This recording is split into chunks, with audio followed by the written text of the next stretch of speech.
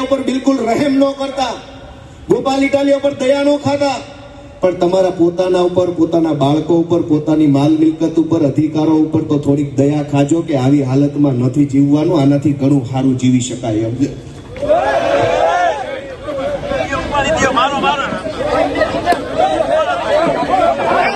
આ પોલીસ વાળા અગાઉથી બચાવ આવી ગયા, તેને ખબર હતી આ મારવાનો. જય માતાજી.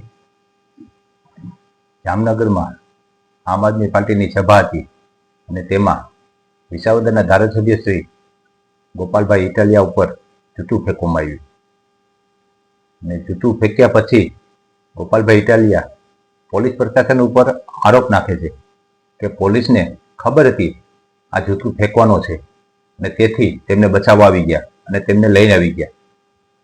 તો શું ગોપાલભાઈ ઇટાલિયા, તમે જ્યારે ગુજરાતના ગૃહમંત્રી પ્રદીપસિંહ જાડેજા હતા ત્યારે જૂતું ફેંક્યું તે પણ પોલીસને ખબર હતી? કારણ કે આ ભાઈને જેવી રીતે બચાવવામાં આવ્યા તેવી રીતે તમને પણ બચાવવામાં આવ્યા છે. અને થોડાક દિવસો પહેલા તમે કહેતા હતા કે ગુજરાતની જનતામાં ડર છે, તે ડર કાઢવાની જરૂર છે અને આ ડર નીકળી ગયો હવે જનતામાંથી. સામાન્ય રીતે નેતાઓથી જનતા ડરતી હોય છે, પોલીસ પ્રશાસનથી ડરતી હોય છે. તે ડર તમે કાઢી નાખો, બરોબર? જનતાને થોડુંક પ્રોત્સાહન દીધું તમે. થોડાક દિવસો પહેલા તમે વિડીયો બનાવ્યો હતો કે જનતા ડરે છે અને કોઈ નેતા, કોઈ અધિકારી સામે મળે તો તેમને બે ઝીકી દેવાનું મન થાય છે જનતાને. અને આ ડર તમે જનતાથી કઢાવી નાખો અને મુહૂર્ત શ્રી ગણેશ તમારાથી નથી થયા અને તમારી ઉપર જૂતું ફેંકવામાં આવ્યું. અમે કોઈ આને સમર્થન દેતા નથી કે પ્રોત્સાહન દેતા નથી, પરંતુ હકીકત શું છે અને આ જૂતું ફેંકવાનું કારણ શું છે તેનું થોડુંક વિશ્લેષણ કરવાનું છે કે તમારી ઉપર જ જૂતું કેમ ફેંકવામાં આવ્યું, બીજા નેતા ઉપર અત્યારે કેમ નહીં? તો મહેતા સિંધી માર્ગે અત્યારે જનતા ચાલવા માંગે છે. આપણે માનીએ ભૂતકાળમાં દેશ આઝાદ નહોતો થયો ત્યારે ગાંધી બાપુ જે રસ્તો ચિંતા તે રસ્તે સામાન્ય જનતા ચાલતી હતી. અને અત્યારે ફેમસ તો ગાંધી બાપુની જેમ તમે લોકો જ છો. પછી કોંગ્રેસના ધારાસભ્ય શ્રી જિગ્નેશ મેવાણી હોય અને તમારા ધારાસભ્ય તમે પોતે અને ઈશુદાન ગઢવી, તેવા નેતાઓને રસ્તે જ ચાલે છે અત્યારે. આ રસ્તો તમે જે બતાવો છો તે રસ્તે જ ચાલે છે અને મુહૂર્ત તમારું થયું. આગળ ઓડિયો સાંભળી પછી આગળ ચર્ચા કરી. પાર્ટીની મીટિંગ હોય, આમ આદમી પાર્ટીની સભા હોય, ત્યાં કાયમ ભાજપ દ્વારા આવા દરકૃત્યો કરવામાં આવે છે. આજે શું થયું?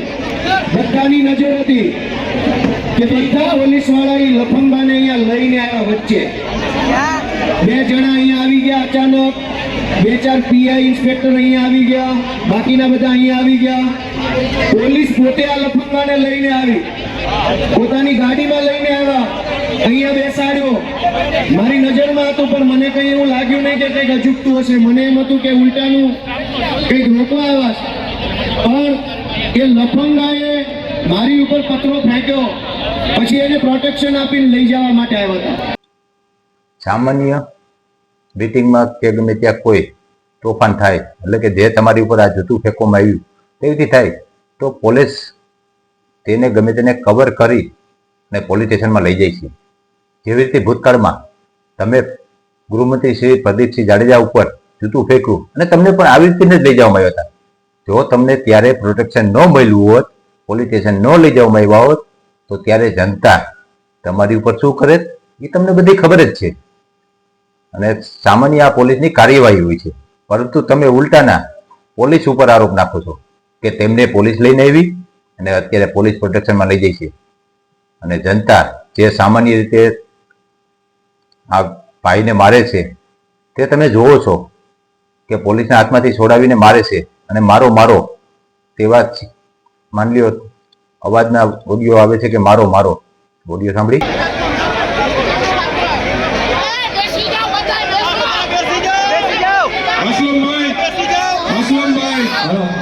તમામ આપણા કાર્યકરોને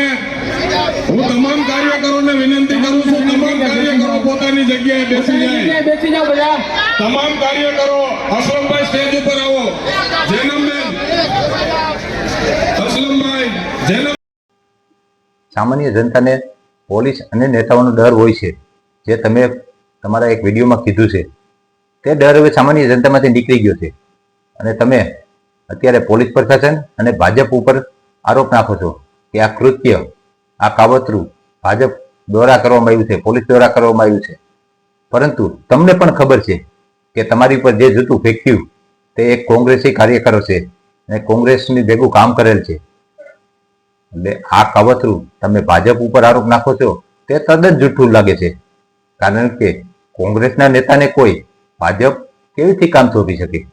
અને તમારા જ નેતાઓ કહે છે કે આ ભાઈ કોંગ્રેસમાં અમારી સાથે કામ કરેલ છે. તેથી તમારે કેની હારે લડવું તે તમને ખબર નથી હજી. કોંગ્રેસ હારે લડવું કે આમ કે બીજેપી હારે લડવું, તમારે હજી એ કન્ફ્યુઝ છે. અને ભવિષ્યમાં આવા હુમલાઓ ન થાય તેની સાવચેતી રાખો. કારણ કે તમે જ જનતાનો ડર કાઢ્યો છે અને એ ડર હવે નીકળી ગયો છે. અને આવનારા દિવસોમાં કોઈ પણ નેતા ઉપર આવા હુમલાઓ થાય, અમે આ હુમલાનું સમર્થન નથી દેતા કરતા કે પ્રોત્સાહન નથી દેતા. આ તો એક સામાન્ય જનતાનો આક્રોશ છે અને એ આક્રોશ નેતા ઉપર નીકળે. તેથી નેતાઓ અમુક સાવધાન રહેજો કે તમારી ઉપર પણ હુમલા થઈ શકે છે. જય માતાજી.